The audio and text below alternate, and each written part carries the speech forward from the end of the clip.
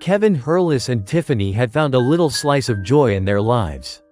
This joy was Nori, their beloved dog with an uncanny human-like appearance. Nori's almond-shaped eyes seemed to hold a depth of emotion that was almost unsettling in its intensity. His peach-colored skin and pink lips gave him an appearance that was both endearing and enigmatic, earning him the nickname the dog with the human smile. Every morning, Kevin and Tiffany would take Nori for a walk, and without fail, they would be stopped by curious passers-by. People were drawn to Nori, captivated by his expressive eyes and the way his face seemed to convey emotions that were almost too human. Some would laugh, others would stare in awe, and a few would even ask if they could take a picture with him. Nori, with his gentle demeanor, always obliged, wagging his tail and offering his signature smile. Despite the attention, Kevin and Tiffany cherished these walks.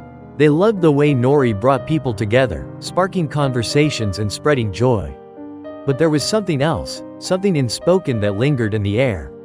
It was a feeling Kevin couldn't quite shake, a sense that Nori was more than just a dog with a unique appearance. One rainy afternoon, as they walked through the park, a woman approached them. She was elderly, with kind eyes and a gentle smile. She looked at Nori with a knowing expression, as if she saw something in him that no one else could. "He's special, isn't he?" she said, her voice soft but full of certainty. Kevin nodded, unsure of what to say. "Yes, he is. Everyone seems to think so."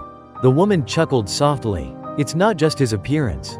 There's something more. You can see it in his eyes, can't you?" Tiffany glanced at Kevin, sensing his unease. "What do you mean?" she asked. The woman looked at Nori, who returned her gaze with his brooding eyes.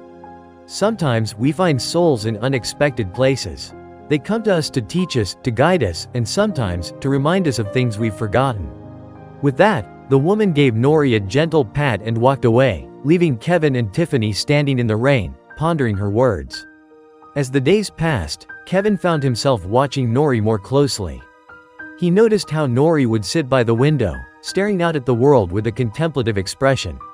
It was as if he was lost in thought, pondering the mysteries of life.